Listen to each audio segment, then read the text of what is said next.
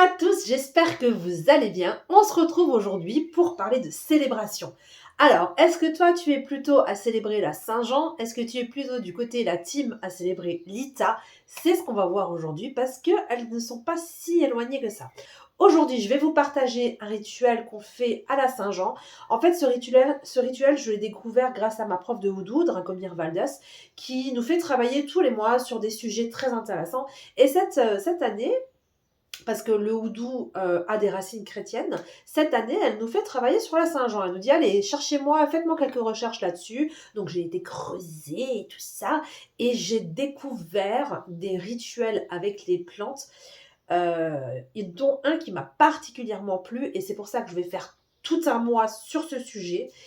C'est sur la fougère, parce qu'il y a une tradition ancienne qui dit que quand les sorciers et sorcières vont cueillir leurs plantes le soir de la Saint-Jean, sûrement qu'avant ça devait être le soir de l'Ita, le soir de la Saint-Jean, en fait, elles ont des propriétés qui sont vraiment décuplées, multipliées, et donc les sorciers et sorcières, dans le temps, ce qu'ils faisaient, c'est qu'ils allaient cueillir leurs plantes la nuit de la Saint-Jean, et en fait, ils allaient les faire sécher et ils allaient les garder en stock pour toute l'année parce que ce sont vraiment des plantes qui ont plus de puissance.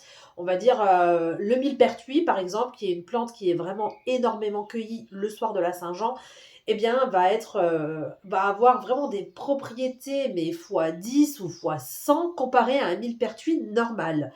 Donc oui, il faut se lever la nuit, ouais, c'est pas... Voilà, on va aller en forêt toute seule le soir de la Saint-Jean. C'est quand même moyen niveau sécure, tu vois. Mais pour avoir des plantes qui sont hyper fortes, moi je dis, franchement, ça se joue, quoi. Il y a moyen.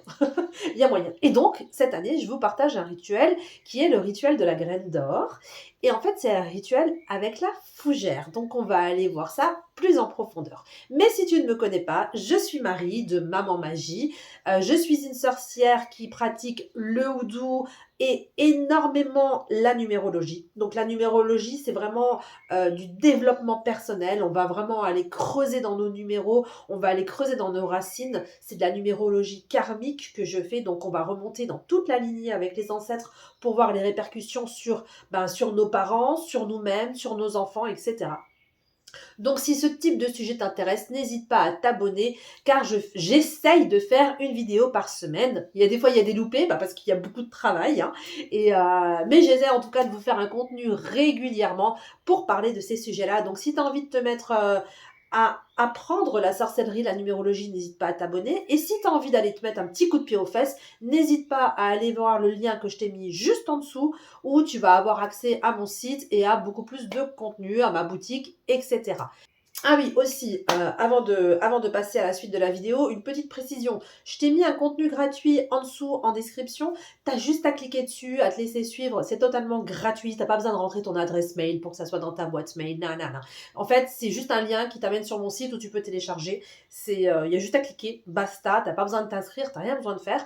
Et en fait, c'est des cartes que j'ai créées à imprimer pour vous faire un tirage spécialement pour la Saint-Jean.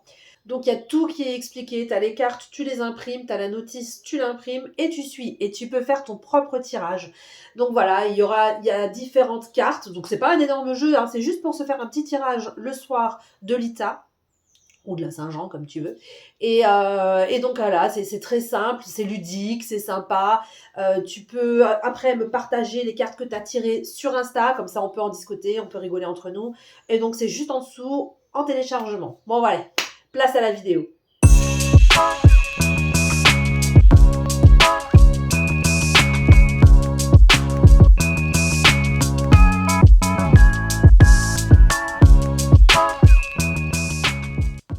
Hier, c'était l'Ita, le solstice d'été, le jour le plus long de l'année, celui où le soleil atteint son zénith avant de commencer doucement à décroître.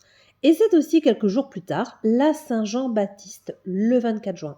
Et tu vas voir que ces deux fêtes, que tout semble opposées, sont en réalité profondément liées. En fait, l'Ita, c'est le feu, la fertilité, la vie à son apogée. C'est le moment de bénir nos récoltes, nos projets, nos amours. Le feu sacré est allumé pour remercier le soleil et lui dire « Merci pour ta lumière, je sais qu'à partir d'aujourd'hui tu t'éloignes et je suis prête à t'accompagner dans ce cycle ».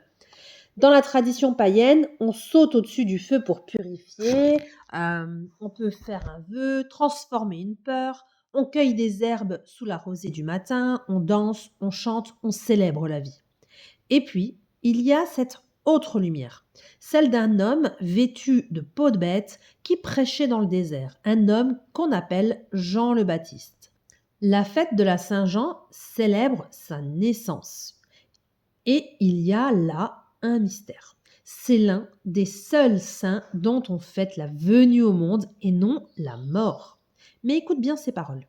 Il faut que je diminue pour que lui croisse, en parlant de Jésus.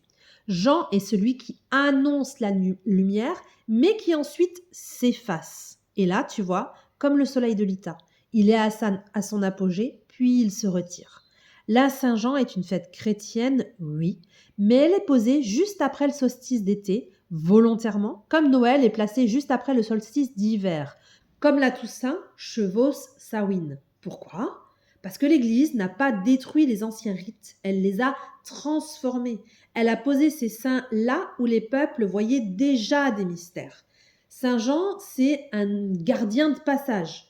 Il nous dit « Laisse partir ce qui a trop brûlé, prépare-toi à l'ombre ». Il incarne le feu purificateur, celui qui ouvre la voie, mais qui ne reste pas. Alors, Alita, Alain Saint-Jean, allume ton feu, rends grâce à la lumière, cueille les herbes, bénis l'eau, fais la paix avec ce qui est mûr, prépare-toi à la moisson intérieure. Et quand tu sautes au-dessus des flammes, dis-toi que tu sautes aussi par-dessus une étape de ta vie. Tu franchis un seuil, tu quittes ce qui n'est plus toi, tu appelles ce qui vient. Lita, Saint-Jean, deux visages d'un même mystère, celui de la lumière qui se donne et qui un jour s'en va. Et si toi aussi tu veux honorer cette porte sacrée entre les mondes, je t'invite à rallumer le feu, au propre comme au figuré, et à t'y offrir en conscience. Parce qu'en vérité, la plus grande des lumières est toujours celle que l'on laisse passer à travers soi. Évidemment que je ne peux pas vous parler de la Saint-Jean sans vous parler de numérologie. Alors, la Saint-Jean, ça tombe le 24 juin. 2 plus 4 font 6. 6, un nombre profondément relié à l'équilibre, l'harmonie, la guérison. C'est le nombre du cœur, du foyer, de la lumière intérieure. Parfait pour activer une intention protectrice et aligner sur les mois à venir. Et en année universelle 9 que nous sommes, parce que 2025 c'est 2 plus 2 plus 5, nous sommes dans une vibration de clôture, de libération, de sagesse intérieure. C'est une période parfaite pour laisser partir l'ancien, se purifier et poser une intention lumineuse pour ce dernier cycle avant renouveau. Créer un talisman à ce moment-là, c'est se connecter à une vision claire, à une intégration profonde de ton chemin et préparer l'ancrage de ton futur. Alors, tu sens bien l'appel là de la magie naturelle, mais tu ne sais pas comment faire. Parce que oui, les sabbats, on sent cette effervescence, on a envie de travailler avec. Mais des fois, on ne sait pas par où commencer. En plus, là, le 24 juin, avec la Saint-Jean, qui reflète vraiment un grand symbole et un grand moment de puissance, sais-tu comment canaliser toute cette énergie dans ta pratique ? Dans les croyances populaires, on dit que la fougère ne fleurit jamais, sauf une seule fois par an, à minuit, la nuit du 23 au 24 juin. À ce moment précis, une fleur invisible s'ouvre quelques secondes et libère une graine d'or, elle aussi invisible à l'œil nu. Selon la légende, celui ou celle qui parvient à ramasser cette graine obtient le pouvoir de disparaître, de devenir invisible aux yeux du monde. Mais cette invisibilité est symbolique autant que magique. C'est pas une cape d'invisibilité comme dans Harry Potter non plus. Elle peut signifier, en réalité dans les traditions sorcières, devenir intouchable aux énergies néfastes, passer inaperçu face aux ennemis et aux jalousies, se retirer du regard extérieur pour se retrouver, ou même n'être invisible qu'aux esprits et aux alliés invisibles. C'est une magie de discrétion, de repli sacré, de clairvoyance, une sorte de cape d'invisibilité spirituelle que seule la fougère accorde dans un silence total à celles et ceux qui savent observer. Et pour la recevoir, il faut être seul, pur d'intention et patient. Et c'est pour ça que j'ai créé ce pochon de la graine d'or, un talisman artisanal que tu peux utiliser de la Saint-Jean 2025 à la Saint-Jean 2026.